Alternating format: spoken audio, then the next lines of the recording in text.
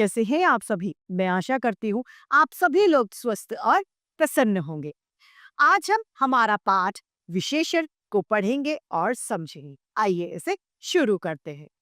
ये है 5 9 विशेषण एडजेक्टिव। विशेषण किसे कहते हैं? विशेषण वो होते हैं जो किसी की विशेषताओं को हमें बताते हैं, वे विशेषण कहलाते हैं। नदी के किनारे एक बगीचा है। बगीचे में कई पेड़ हैं।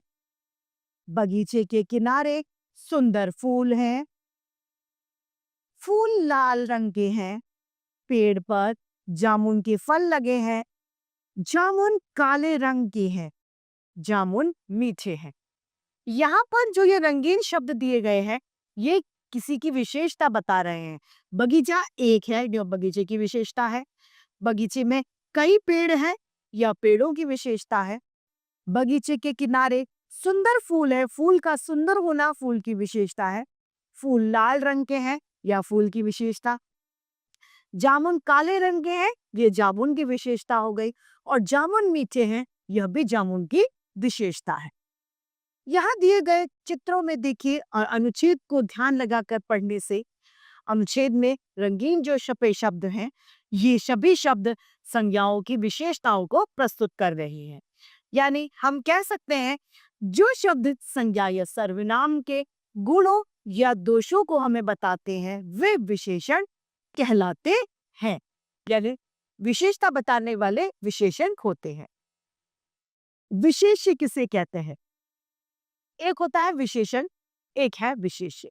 विशेष्य वो है जिसकी विशेषता विशेषण बताते हैं, वे विशेष्य कहलाते हैं।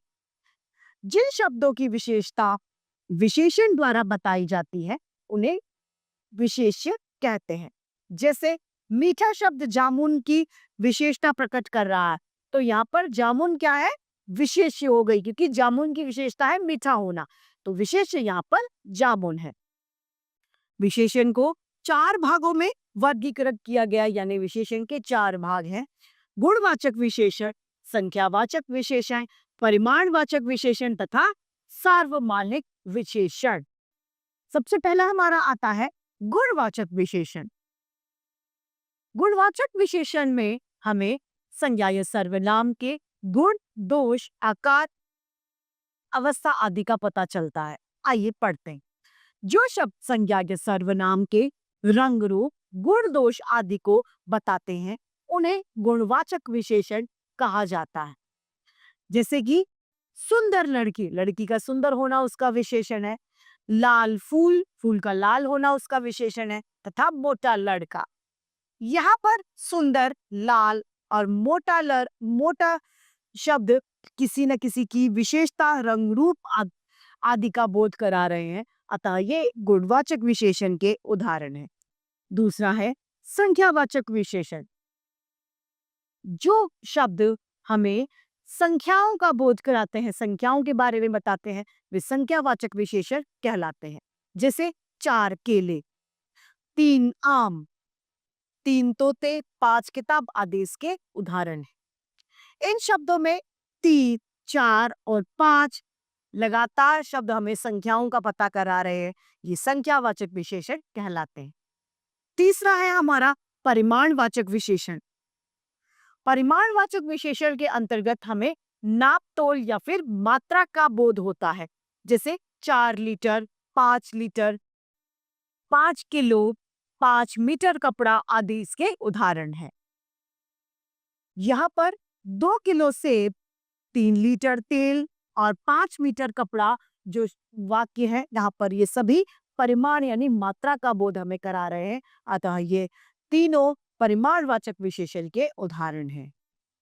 अगला है सार्वमानिक विशेषण।